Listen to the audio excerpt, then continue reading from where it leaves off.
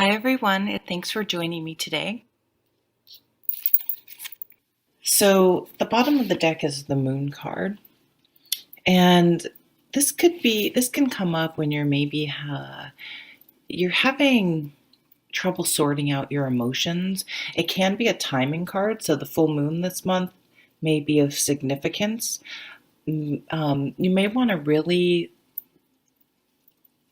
plan for it, really figure out what to let go, find out where it is according to your birth chart, what houses it's affecting. I'm not an astrologer, but you can find someone to figure that out for you and really do some reflection on that. And sometimes it's really good, and this isn't just like a spiritual thing, this is a psychology thing, to write things down and that you want to release and burn them, or do something tangible.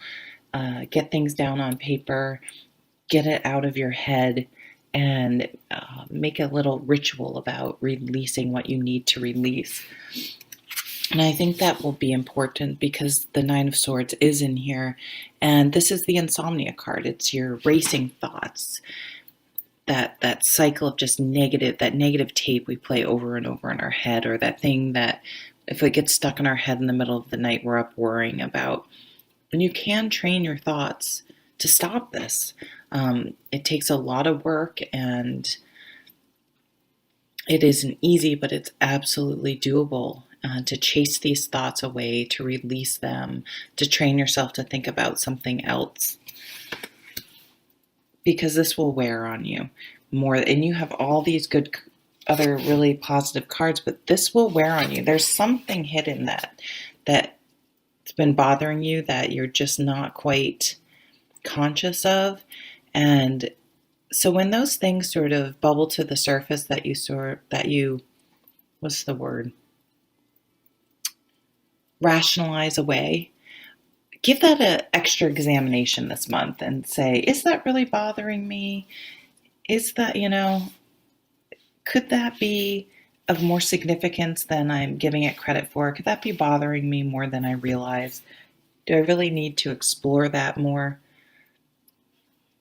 And when you can start training yourself to be more positive, to be kinder to yourself, to stop beating yourself up over mistakes, especially when we're younger or we're children. That's part of growing up. That's part of learning. Making mistakes are part of how we learn and gain wisdom. And to beat ourselves up isn't productive, but to forgive ourselves and understand and see how much value in the long run that mistake had, because of the wisdom we gained and the lessons we learned, then we're turning those seemingly negative things into positive things and carrying that, positive lesson moving forward instead of hanging on to negative feelings, resentment, if it's towards someone else, etc. There is at the top of the reading, sort of at the top and the bottom of the readings, these really great cards. So the Four of Wands, this could be a celebration, any sort of joyous occasion coming. It's a card of stability, so completion, milestones in life. So we layer these different milestones as we go through life and build a stronger and stronger and sturdier foundation. So this can be anything, like this is a marriage card, a house card, but it's graduating, it's getting your first job, it's getting a promotion, it's moving in with meeting someone, calling someone your boyfriend or girlfriend, getting engaged or moving in with each other, or getting married, having a child together, whatever, however that goes for you, whatever order, whatever works for you. Retiring, any sort of major milestones. So this is a milestone. Something you're doing this month is going to be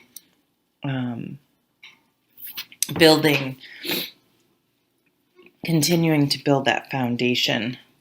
What did I just want? Oh, it was so weird. I thought, for some reason, I was thinking you had the World card. So there's a culmination. That's weird that I thought that. Oh, I know what I wanted to say. It was with the moon. So there can be some confusion or apprehension when there is sort of one phase of life wrapping up and another one beginning, and you don't really know how it's going to go. You have ideas or fears. Some people are optimistic, some people are pessimistic, or a combination of both. Like, I'm really excited, but I'm really worried, and I'm really not sure what I'm going to do, or how it's going to work out, or what I want to do next. But just know you have a solid foundation, and you'll continue to grow and learn and figure it out.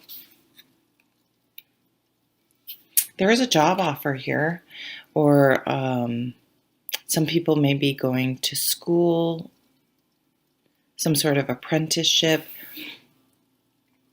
But there is an opportunity here to make money. This page is he's learning patience, he or she.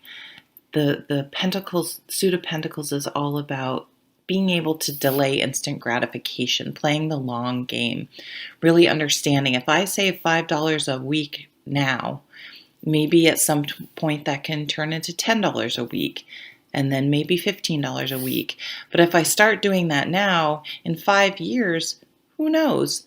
I could have a sizable amount of money to put a down payment on a house, or, who knows? But that he knows if the building blocks, the seeds he plants now, to start now, because time's passing regardless. But if you start planting these seeds now, before you know it, it'll be 10 years later, and you'll have grown something. You'll have something tangible. So it's never too early to plan a budget, to make future goals, 5-year, 10-year plans. And that doesn't mean they can't change, but it's telling you to be fiscally responsible right from the get-go and disciplined. This is health, your home, things like that. There's definitely there's stability here. So try not to worry too much. It is telling you, again, this Four of Pentacles is telling you to be smart about money. A lot of people are, I'm smart, to really like do a budget, to do the math, get an Excel spreadsheet, get your calculator out, and really figure out expenses, your spending money, and stick to it. You will thank yourself in the future. Your future self thanks your younger self already. But the coolest thing here is you have a lot of major arcana cards. You have the Moon, Death, the Star, Magician, and the High Priestess. So 5 major arcana cards.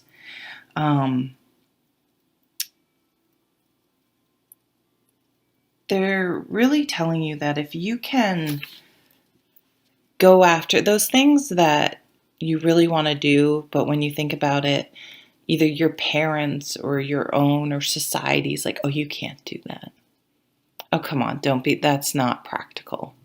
You can't do that. So there's almost like this war between your practical self and what your authentic self and what you really want to do.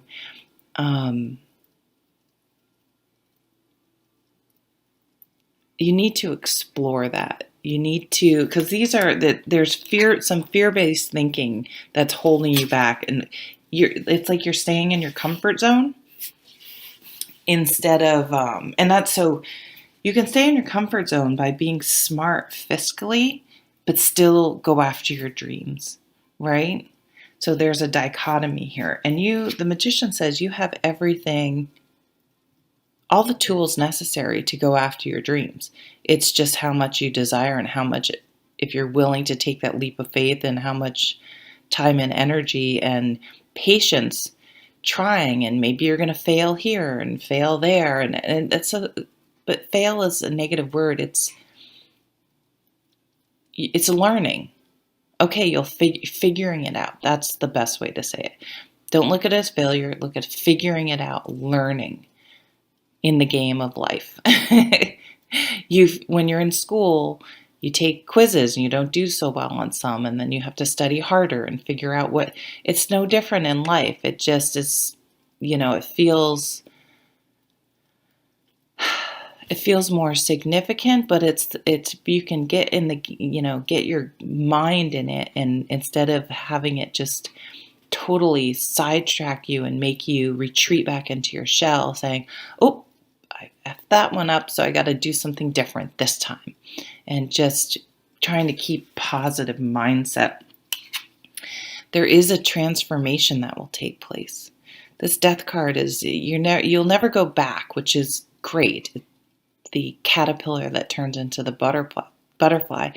It's the same being, but that butterfly is never going to be the caterpillar again. So this is transforming your life. So there's a huge opportunity here to transform your life into your happiest life, your happiest doing what you love right now where you are in your life. And that may change, it may not. I mean, that's the journey. You have to be open to and flexible enough to always be moving forward. Some of you literally become famous. Like, I think some of you may have a dream, like, I want to move to LA. I want to go for it. This is, what do you dream about? Don't lose sight of your dream. You may have to slowly and methodically work towards it and not just come instantly. But it's the people who are tenacious and keep going for it and keep figuring it out that will get there. Yeah, some people will just get famous through dumb luck, but most don't. So keep working towards those dreams, because you can make it happen. Now, if you're, 48, if you're me, I'm not going to become a women's WNBA player. I mean, there are some things that are just, obviously, you have to be realistic. I mean, but most, or a version of, that's another thing. So, I mean, if you want to become an artist, I mean, there may, even if, yeah, so say you can use me as an example. I cannot draw at all. Like, I accept it. I have zero artistic ability.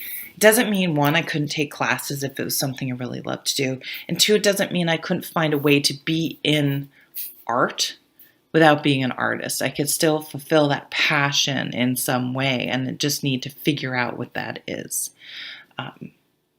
Great. So thank you so much for watching this video, and I will see you next month. Take care.